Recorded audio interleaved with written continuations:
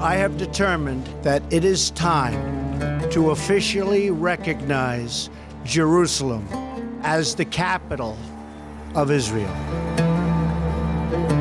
I am also directing the State Department to begin preparation to move the American embassy from Tel Aviv to Jerusalem.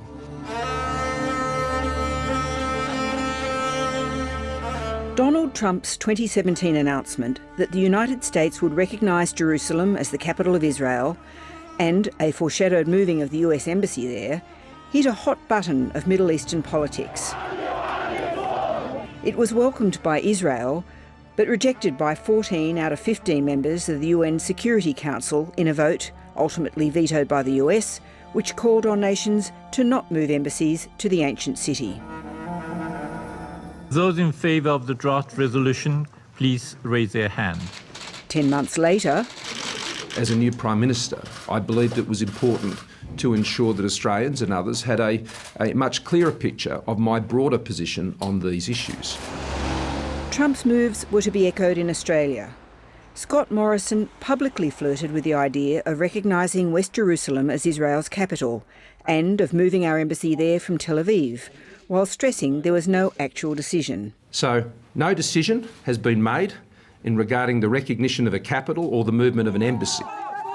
Scott Morrison argued that such decisions could ultimately be consistent with, in fact, could aid a solution to the Israeli-Palestinian conflict.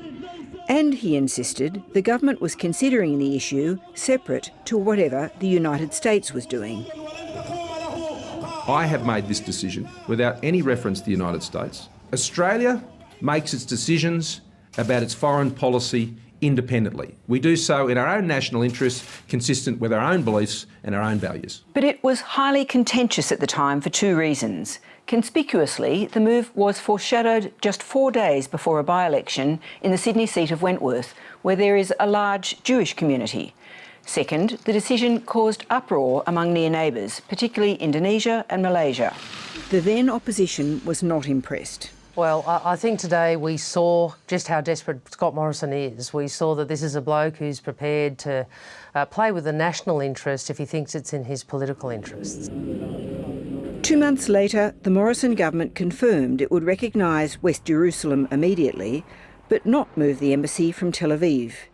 Then Shadow Foreign Minister Penny Wong said Labor would reverse the decision in government. This is a decision which is all risk and no gain.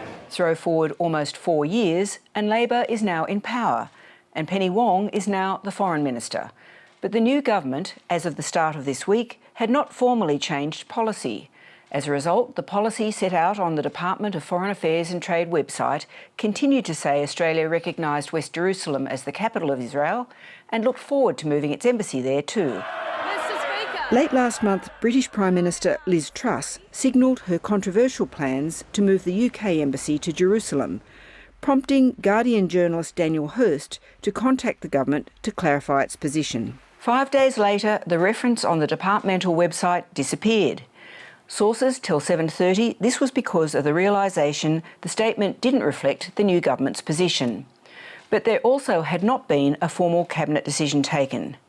After some denials there had been any change. Today, the government has reaffirmed Australia's previous and long-standing position that Jerusalem is a final status issue. This reverses the Morrison government's recognition of West Jerusalem as the capital of Israel. Senior figures in the government decided to just deal with the matter by immediately putting it to cabinet. They recognised this would generate heat, particularly given the decision was being announced on a Jewish holy day, and that neither Israel nor the local Jewish community had been consulted. Look, I think obviously the updating the website occurred ahead of government processes. That happens sometimes. It provoked criticisms from Israel. Prime Minister Yair Lapid came out today and blasted Australia. He says he can only hope the Australian government manages other matters more seriously. And praise from the Palestinians. The Palestinian Authority's foreign minister, he's called this a correction of a mistake. But at home, it mostly provoked criticisms of process rather than of the underlying decision. I haven't seen a bigger foreign affairs blunder in many years. This really is a very significant mistake. Independent MPs Zoe Daniel and Allegra Spender joined in, complaining about the decision being rushed and badly handled, and about a lack of consultation. The focus on process, which even the PM admitted had not been good, rather than the actual policy, was interesting. Any change in policy in this most contentious of areas is always going to generate heat. And there is another, much bigger possible policy change not yet being discussed. Thank you, delegates. I rise in support of Amendment 56A. It reflects our belief that a true friend of Israel is a true friend of the rights of Palestinians to statehood. Labor's National Conference moved resolutions in 2018 and 2021 calling for recognition of the State of Palestine by a future Labor government. Penny Wong moved the motion herself last year. Government sources were today putting the emphasis on future Labor governments. The noise generated this week by doing exactly what the party said it would do shows just how hard that might be.